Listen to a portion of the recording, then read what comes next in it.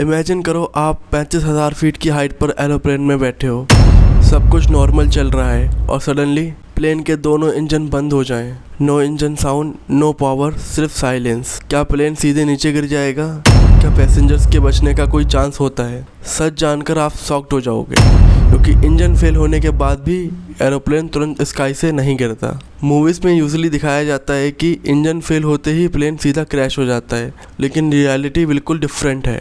Aeroplanes actually sky में glide कर सकते हैं, बिल्कुल एक पेपर प्लेन की तरह, इवन विदाउट इंजन। प्लेन अपनी स्पीड और विंग्स डिज़ाइन की हेल्प से काफ़ी डिस्टेंस तक सेफली फ्लाई कर सकता है। तो अब हम जानते हैं कि ग्लाइडिंग काम कैसे करता है। एरोप्लेन के विंग्स स्पेशली डिज़ाइन किए जाते हैं लिफ्ट क्रिएट करने के लिए। जब इंजन बंद हो जाए तब भी विंग्स एयर फ्लो की हेल्प से लिफ्ट जनरेट करते रहते हैं। प्लेन धीरे धीरे डिस्केंट करता है, ना कि स्ट्रेट नीचे गिरता है। Large commercial aeroplanes dozens of kilometre तक ग्लाइड कर सकते हैं डिपेंडिंग ऑन एल्टीट्यूड, यानी पायलट्स के पास इमरजेंसी हैंडल करने का टाइम होता है। एंड आपको शायद पता ही होगा, pilots are trained for this. Pilot training में इंजन फेलियर सबसे इम्पोर्टेंट इमरजेंसी सिचुएशन में एक होता है। पायलट्स रिपीटेडली सिमुलेटर ट्रेनिंग करते हैं, जहां उन्हें dual engine failure situation practice कराई जाती है। इंजन फेलियर होते ही पायलट्स प्लेन कंट्रोल मेंटेन करते हैं, बेस्ट ग्लाइड स्पीड चूज करते हैं, नियरेस्ट एयरपोर्ट लोकेट करते हैं, इमरजेंसी लैंडिंग प्रिपेयर करते हैं। एविएशन में प्रिपरेशन ही सेफ्टी का बिगेस्ट रीज़न है। तो अब हम जानते हैं सबसे interesting part, emergency system still work. अब इंटरेस्टिंग पार्ट, इंजन बंद होने के बाद भी प्लेन कम्प्लीटली पावरलेस नहीं होता। एयरक्राफ्ट में बैकअप इमरजेंसी सिस्टम होते हैं। एक स्पेशल डिवाइस होती है जिसे राम एयर टर्बाइन या रैट कहते हैं। ये एयर फ्लो से स्पिन होती है और इम्पॉर्टेंट सिस्टम्स को टेम्परेरी पावर प्रोवाइड करती है।